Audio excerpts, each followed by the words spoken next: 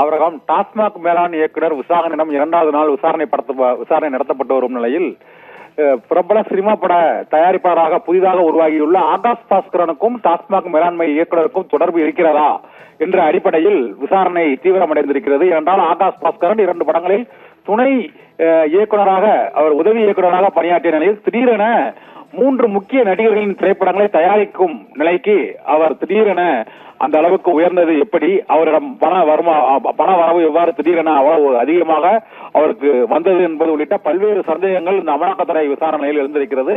இதனால் டாஸ்மாக் மேலாண் இயக்குனர் விசாகன் மற்றும் அவரது குடும்பத்தினரிடமும் அவரது வீட்டின் அருகே பல்வேறு ஆவணங்கள் அங்கு கிழிக்கப்பட்டு குப்பை தொட்டியில் வீசப்பட்டிருந்தது தொடர்பாகவும் அமலாக்கத்துறை அதிகாரிகள் அதனை சேகரித்து நேற்று விசாரணை நடத்தினார்கள். அவரது குடும்பத்தினரிடம் நேற்று விசாரணை நடத்தப்பட்டு ஒரு 5 மணி நேரம் விசாரணை நடத்தப்பட்டு வீட்டுக்கு திருப்பி அனுப்பப்பட்டார். இன்று காலை மீண்டும் இந்த சோதனை தீவிரமடைந்திருக்கிறது.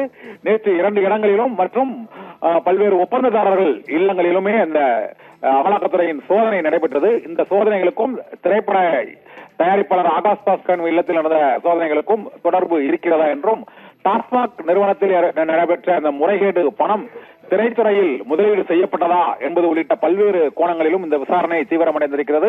இன்று மீண்டும் சென்னை நுங்கம்பாக்கம் சாஸ்திரி பவனில் உள்ள அமலாக்கத்துறை அலுவலகத்திற்கு டாஸ்மாக் மேலாண் இயக்குனர் விசாகன் 1000 கோடி ரூபாய் முறைகேடு தொடர்பான வழக்கில் 2வது நாளாக அவர் விசாரணைக்கு அழைக்கப்பட்டிருப்பதால் இந்த விசாரணை அடுத்த கட்டத்தை எட்டியிருக்கிறது. இதனால் 1000 கோடி ரூபாய் முறைகேடு தொடர்பான குற்றச்சாட்டில் உண்மை இருக்கிறதா இல்லையா என்பது தொடர்பாக இன்று 2வது நாளாக மேலாண் இயக்குனர் டாஸ்மாக் மேலாண் இயக்குனர் விசாரணையிடம் நடைபெறும் விசாரணையில் முக்கிய தகவல்கள் வெளியாகும் என எதிர்பார்க்கப்படுகிறது. அவரகம்